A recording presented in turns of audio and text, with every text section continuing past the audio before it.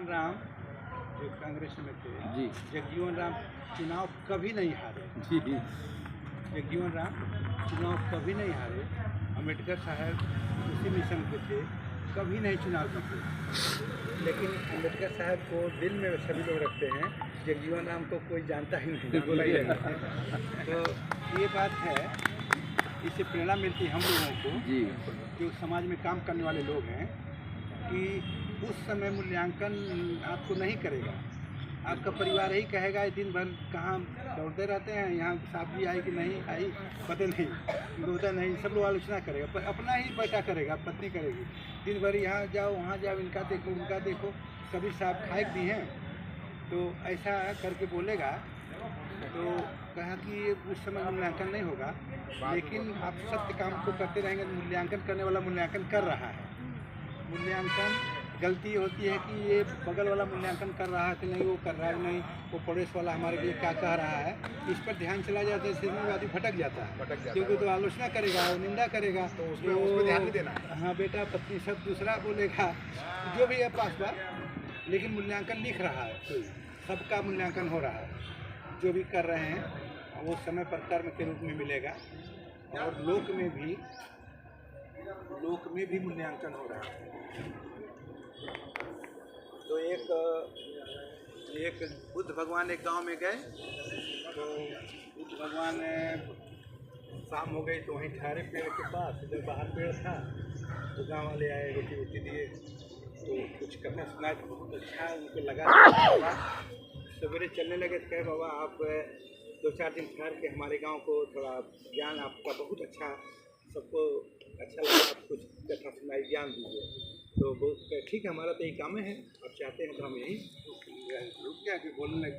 तो 2-4 दिन कथा सुना लगे, पूरे गांव आने लगे, पूरा गांव आने, कुछ लोग दे जाने, बड़ी अच्छी कथा बाबा आए, कोई कहते हैं, तो सब आने लगे पूरा गांव।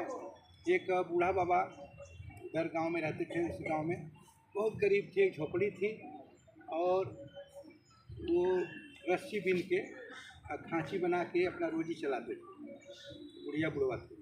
तो खांची बुन के बिकती थी, वही बेचते थे, और रस्सी बेचते थे। तो वो आए नहीं, तो रोज़ उनके सामने से लोग जाते थे, तो पूछे आप लोग बाबू कहाँ रोज़ जाते हैं? तो कहे अरे बाबा ये संत बाबा आए हैं, बहुत अच्छा कथा कहते हैं, ज्ञान बताते हैं, तो सुनने जाते हैं, तो आप भी चलिए।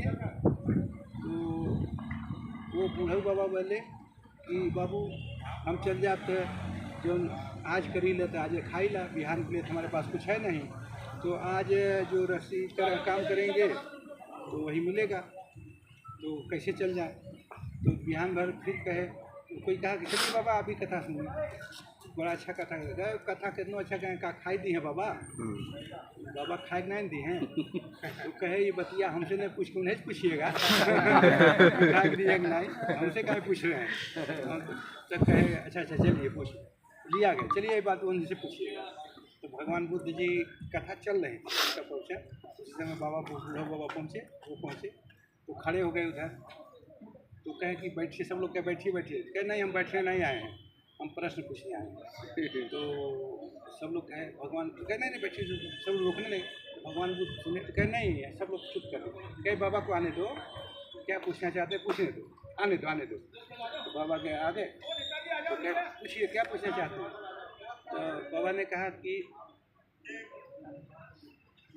तो वहाँ दूसरे आदमी ने बताया कि ये कथा सुनने नहीं आ रहे थे, आज करते हैं, तो कहे कि बाबा का खाई दिए हैं, तो इसी पर आए हैं पूछे। तो उन्होंने पूछा कि महाराज जी हम आज करते हैं, आज खाते हैं, हम इतना गरीब क्यों हैं? बाबा ने पूछा, तो बूढ़े बाबा ने पूछा भगवान बुद्ध से कि हम आज करते हैं तब खाते हैं, कल के लिए रहता ही नहीं, हम इतना गरीब क्यों? तो भगवान बुद्ध ने कहा आप इतना गरीब इसलिए हैं कि आप किसी को कुछ देते नहीं। तो बाबा ने कहा कि महाराज जी हमारे पास अगर 4 से 2 से चावल रहता तो 1 से बांट देते। नहीं, उन्होंने कहा, भगवान बुद्ध ने कहा कि आज से देना शुरू कीजिए, कल से आप भी धनी हो जाएंगे। तो बहुत बहुत धन्यवाद आपको। आइए सब सेवा